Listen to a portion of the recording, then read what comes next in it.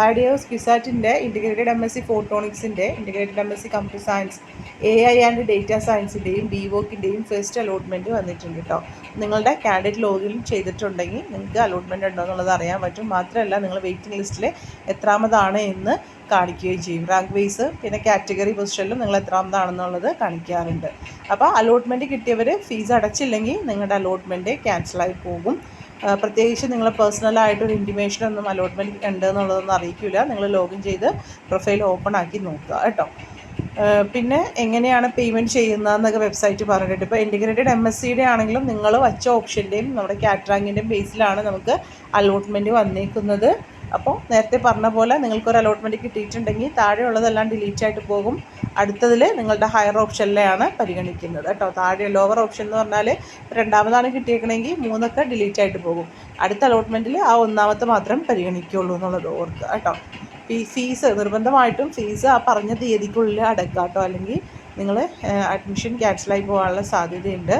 പിന്നെ എങ്ങനെയാണ് online payment ചെയ്യുന്നതെന്ന് പറയുന്നുണ്ട്. നിങ്ങൾ നിങ്ങളുടെ പേജിലേക്ക് ലോഗിൻ ചെയ്യുക. അതിനുശേഷം നിങ്ങളുടെ അവിടെ ഒരു കൺഫേം അലോട്ട്മെൻറ്റ് വേണമെന്നുണ്ടെങ്കിൽ ആ ഒരു കൺഫേം ബട്ടണിൽ ക്ലിക്ക് ചെയ്യുക. അപ്പോൾ clicking the confirm allotment button you will direct to fee payment page. അപ്പോൾ നിങ്ങൾ കൺഫേം ചെയ്ത് കഴിയുമ്പോൾ ഫീ അടക്കാനുള്ള പേജിലേക്ക് നിങ്ങൾ ചെല്ലും. അവിടെ നിങ്ങൾക്ക് ക്രെഡിറ്റ് കാർഡോ ഡെബിറ്റ് കാർഡോ നെറ്റ് ബാങ്കിങ്ങോ എങ്ങനെ വേണമെങ്കിലും ആ ഒരു ഫീ പേയ്മെൻറ്റ് ചെയ്യാവുന്നതാണ്. പിന്നെ ഫീ ചെയ്ത് കഴിഞ്ഞാൽ ഉടനെ തന്നെ അത് സ്റ്റാറ്റസ് ചിലപ്പോൾ മാറണം എന്നില്ല. അപ്പോൾ നിങ്ങൾ സ്റ്റാറ്റസ് മാറുന്നുണ്ടോ, ഫീ പേയ്മെൻറ്റ് ഓക്കെ ആയി എന്നുള്ളത് ഇടയ്ക്ക് നിങ്ങൾ ലോഗിൻ ചെയ്ത് നോക്കണം കേട്ടോ. പിന്നെ നിങ്ങൾക്ക് ഫീസ് എത്രയാണെന്ന് അറിയാനായിട്ട് നിങ്ങൾ ഏത് കോഴ്സാണോ നിങ്ങൾക്കിപ്പോൾ കിട്ടിയേക്കുന്നത് ആ കോഴ്സിനെ പറ്റിയിട്ട് പ്രോസ്പെക്ടസിലുണ്ടാവും. എനിക്ക് തോന്നുന്നു വെബ്സൈറ്റിലും ഫീസ് സ്ട്രക്ചർ ഉണ്ടായിരുന്നു, ഇപ്പോൾ അതുണ്ടോ എന്ന് അറിയില്ല. അല്ലെങ്കിൽ പ്രോസ്പെക്ടസിലുണ്ടാവും ഓരോ കോഴ്സിൻ്റെ ഫീസ്. ആ ഒരു ഫീസാണ് നിങ്ങൾ കൊടുക്കേണ്ടത് അല്ലെങ്കിൽ അടയ്ക്കേണ്ടത് കേട്ടോ.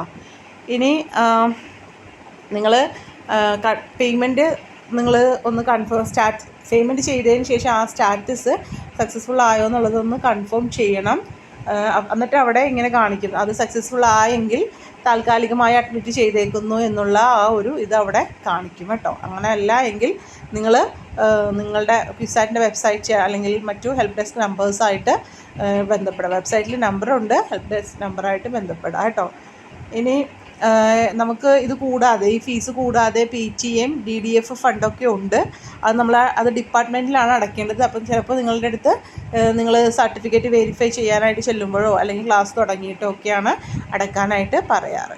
അപ്പോൾ നമ്മൾ അഡ്മിഷൻ്റെ സമയത്ത് സർട്ടിഫിക്കറ്റുകൾ പ്രൊഡ്യൂസ് ചെയ്യേണ്ടതുണ്ട് വെരിഫിക്കേഷനായിട്ട്. അപ്പോൾ അതിന് വേണ്ടി സർട്ടിഫിക്കറ്റ് എന്ന് പറയുന്നത് SSLC 10th സർട്ടിഫിക്കറ്റ് അല്ലെങ്കിൽ അതായത് SSLC അല്ലെങ്കിൽ 10th സർട്ടിഫിക്കറ്റ്, നമ്മുടെ +2ൻ്റെ സർട്ടിഫിക്കറ്റ് അല്ലെങ്കിൽ മാർക്ക് ലിസ്റ്റ്, TC CC എന്തെങ്കിലും റിസർവേഷൻ നിങ്ങൾ പറഞ്ഞിട്ടുണ്ടെങ്കിൽ അതിൻ്റെ പ്രൂഫ്, കമ്മ്യൂണൽ റിസർവേഷൻ്റെ, പിന്നെ ഏതെങ്കിലും special reservation like children of Gulf workers അങ്ങനെ എന്തെങ്കിലും ഉണ്ടെങ്കിൽ അതിൻ്റെ ആ ഒരു സ്പെഷ്യൽ റിസർവേഷൻ്റെ certificate original, proof of Kerala status നിങ്ങൾ കേരളീയനാണെന്ന് തെളിയിക്കുന്നത് നിങ്ങളുടെ 10th സർട്ടിഫിക്കറ്റ് തന്നെ മതിയാവും. സെൽഫ് ഡിക്ലറേഷൻ സ്റ്റേറ്റിംഗ് നാഷണാലിറ്റി ഇതിൻ്റെ ഫോമാറ്റ് വെബ്സൈറ്റിലുണ്ട്. അത് നിങ്ങൾ എഴുതിയോ ടൈപ്പ് ചെയ്തോ അത് ഹാജരാക്കണം. അത് ഇമ്പോർട്ടൻ്റ് ആണ്. 8ാമത്തെ സെൽഫ് ഡിക്ലറേഷൻ സ്റ്റേറ്റിംഗ് നാഷണാലിറ്റി എന്ന് പറയുന്നത് നമ്മളിപ്പോൾ ലാസ്റ്റ് റാങ്കൊക്കെ നോക്കൂലേ, അവിടെ ആ റിസോഴ്സസിലുണ്ടാവും മിക്കവാറും. അപ്പോൾ അത് നിങ്ങൾ ഡൗൺലോഡ് ചെയ്തെടുത്ത് പ്രിൻ്റ് എടുത്തിട്ട് അത് ഫില്ല് ചെയ്ത് കൊണ്ടുവരണം കേട്ടോ. ഇനി കൊണ്ടുപോകണം.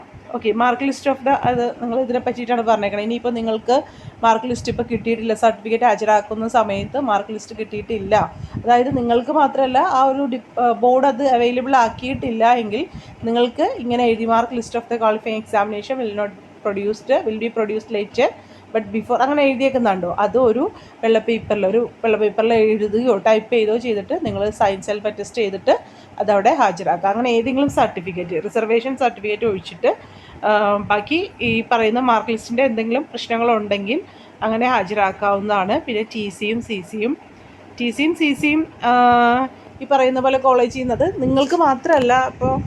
ഇപ്പോൾ ആ ഒരു ടൈമിൽ ചിലപ്പോൾ നിങ്ങൾക്ക് എല്ലാവർക്കും കിട്ടിയിട്ടില്ല, നിങ്ങൾ സ്കൂളിൽ അത് അവൈലബിൾ ആക്കിയിട്ടില്ലെങ്കിൽ അങ്ങനെയുള്ളവർക്ക് അത് കൊടുക്കാം. പക്ഷേ ആ ഒരു പറഞ്ഞ സമയത്തിനുള്ളിൽ നിങ്ങൾ ഹാജരാക്കിയില്ലെങ്കിൽ നിങ്ങളുടെ അഡ്മിഷൻ ക്യാൻസലായി പോകും കേട്ടോ.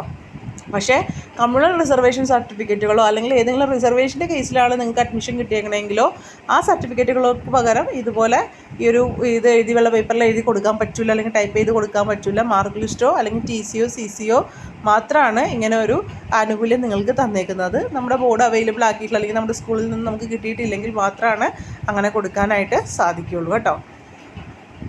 പിന്നെ എല്ലാത്തിൻ്റെയും ഓരോ ഫോട്ടോസ്റ്റാറ്റ് നിങ്ങൾ കയ്യിൽ വെക്കുക ഈ കൊടുക്കുന്ന സർട്ടിഫിക്കറ്റിൻ്റെ. പിന്നെ നിങ്ങൾക്ക് അതായത് അതിൻ്റെ കൂടെ തന്നെ ഓരോ ഫോട്ടോസ്റ്റാറ്റ് വെക്കുക, പിന്നെ 2-3 ഫോട്ടോ വെക്കുക. പിന്നെ നിങ്ങളുടെ കയ്യിൽ ഫ്യൂച്ചർ റെഫറൻസിനായിട്ട് എല്ലാ സർട്ടിഫിക്കറ്റിൻ്റെ ഓരോ കോപ്പികൾ കയ്യിൽ വെച്ചേക്കുക കേട്ടോ. 1-2 കോപ്പികൾ നിങ്ങൾ കയ്യിൽ വെച്ചേക്കുക കേട്ടോ. പിന്നെ ഓരോ സർട്ടിഫിക്കറ്റുകൾ ഏതൊക്കെയാണ് വേണ്ടത്, CGW NRAയുടെയൊക്കെ സർട്ടിഫിക്കറ്റുകൾ ഏതൊക്കെയാണ് വേണ്ടതെന്നാണ് ചോദിച്ചേക്കണേ. പിന്നെ നിങ്ങൾ സർട്ടിഫിക്കറ്റ് പറഞ്ഞിരിക്കുന്ന സമയത്ത് ഹാജരാക്കാൻ പറ്റിയില്ല എങ്കിൽ നിങ്ങളുടെ അഡ്മിഷൻ ക്യാൻസലായി പോകും. ഇപ്പോൾ കിട്ടിയേക്കുന്ന അല്ലെങ്കിൽ ഒരു അലോട്ട്മെൻറ്റ് വഴി കിട്ടിയേക്കുന്ന അഡ്മിഷൻ എന്ന് പറയുന്നത് താൽക്കാലികമാണ്. നമ്മുടെ ഫീസ് അടച്ചതിന് ശേഷം നമ്മുടെ സർട്ടിഫിക്കറ്റ് വെരിഫിക്കേഷന് ചെല്ലാൻ പറയുന്ന ദിവസം ചെന്ന് കഴിഞ്ഞ് സർട്ടിഫിക്കറ്റ് വെരിഫൈ ചെയ്തൊക്കെ കൺഫേം ആയാലും മാത്രമാണ് നമ്മുടെ അഡ്മിഷനും കൺഫേം ആവുള്ളൂ കേട്ടോ.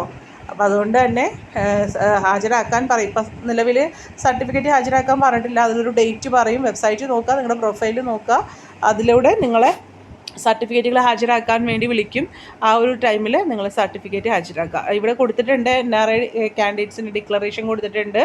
അതുപോലെ തന്നെ നാഷണാലിറ്റിയുടെയും ആ ഒരു ഇതാണ് കാണുന്നത്. നിങ്ങൾ പ്രിൻ്റ് എടുത്തിട്ട് അവിടെ ഫില്ല് ചെയ്യാനുള്ളടത്ത് നിങ്ങളുടെ പേൻ ഉപയോഗിച്ചിട്ട് ഫില്ല് ചെയ്താൽ മതി. ടൈപ്പ് ചെയ്യാൻ പറ്റുമെങ്കിൽ ഓൾറെഡി അതിൻ്റെ കൂടെ ടൈപ്പ് ചെയ്തോ, അല്ലെങ്കിൽ നിങ്ങൾ പെൻ വെച്ചിട്ട് ടൈപ്പ് ചെയ്ത് നിങ്ങളുടെ സിഗ്നേച്ചറൊക്കെ ഇട്ട് പാരൻസിൻ്റെ സിഗ്നേച്ചറൊക്കെ എടുത്തിട്ട് അത് ഹാജരാക്കിയാൽ മതി. അപ്പോൾ ഇത്രയാണ്. ഞാൻ ഒന്നുകൂടി പറയുകയാണ്, സർട്ടിഫിക്കറ്റ് കൊണ്ടെല്ലാം പറഞ്ഞിട്ടില്ല, അതിനൊരു ഡേറ്റ് പറയും. നിങ്ങളുടെ പ്രൊഫൈലിലോ അല്ലെങ്കിൽ ഈ വെബ്സൈറ്റിലോ തന്നെ ഉണ്ടാവും കേട്ടോ. അഡ്മിഷൻ കിട്ടിയ എല്ലാവരും തന്നെ നിങ്ങളുടെ ഫീസ് അടക്കുക കേട്ടോ. വീഡിയോ ഇഷ്ടമെങ്കിൽ ലൈക്ക്